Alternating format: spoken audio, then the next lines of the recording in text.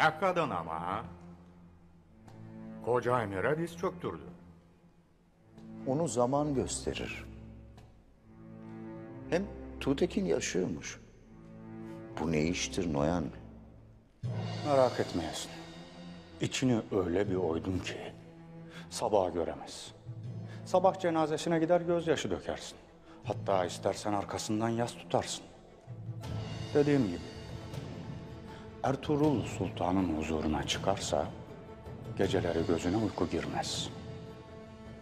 Bu açla adamlarını bekleyeceğim. Sonra da gidip Ertuğrul'u öldüreceğim.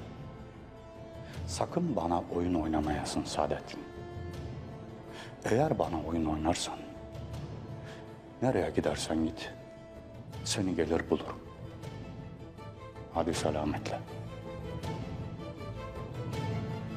Senin Şaman. Ulu Bilge. Ertuğrullar kaçarken onu öldürmüş.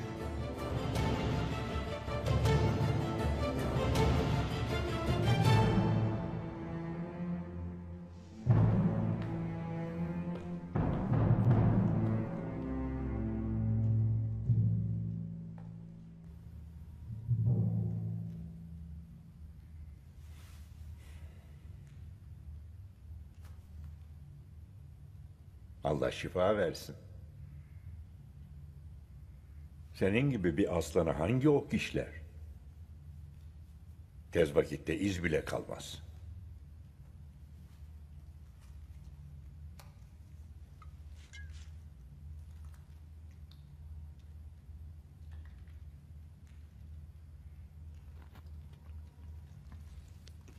Yarın ahlata gitmeden yarına tekrar bakarım. Sağ olasın Arabi Hazretleri.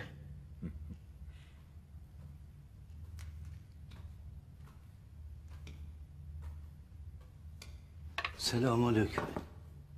Ve aleykümselam. Ve aleykümselam.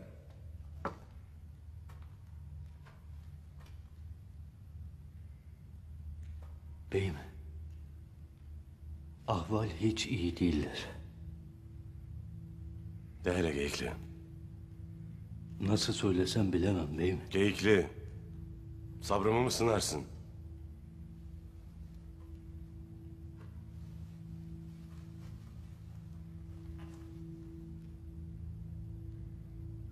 Gökçe Hatun. Öldü beyim. Noyan öldürmüş.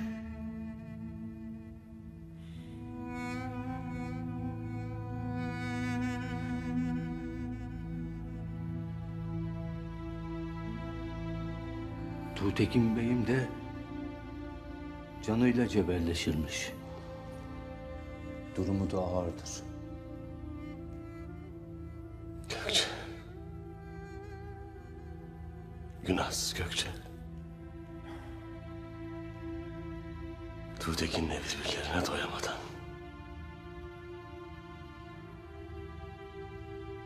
Ya kardeşim Tuğtekin. Yiğit Tuğtekin. Noyan seni ağına çekecek. Öfkene hakim olasın dedim.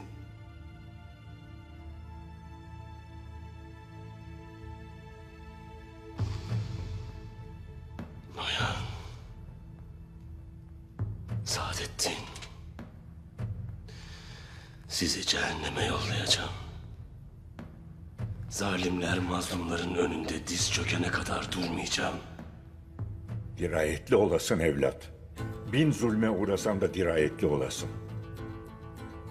Sanma ki bu böyle devam eder. Hazreti Ali'nin dediği gibi. Mazlumun zalimden öcünü aldığı gün, şüphesiz zalimin zulmettiği günden daha çetin olacaktır. Allah salihlerle beraberdir.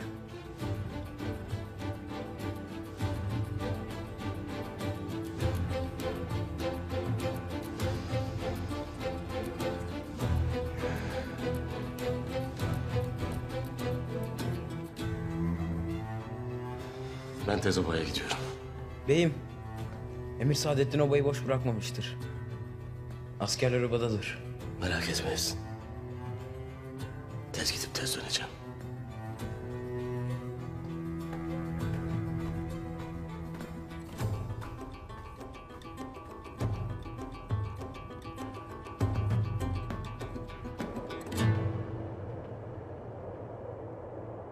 Otağının önü gonca, içinde yaşlar kana kana.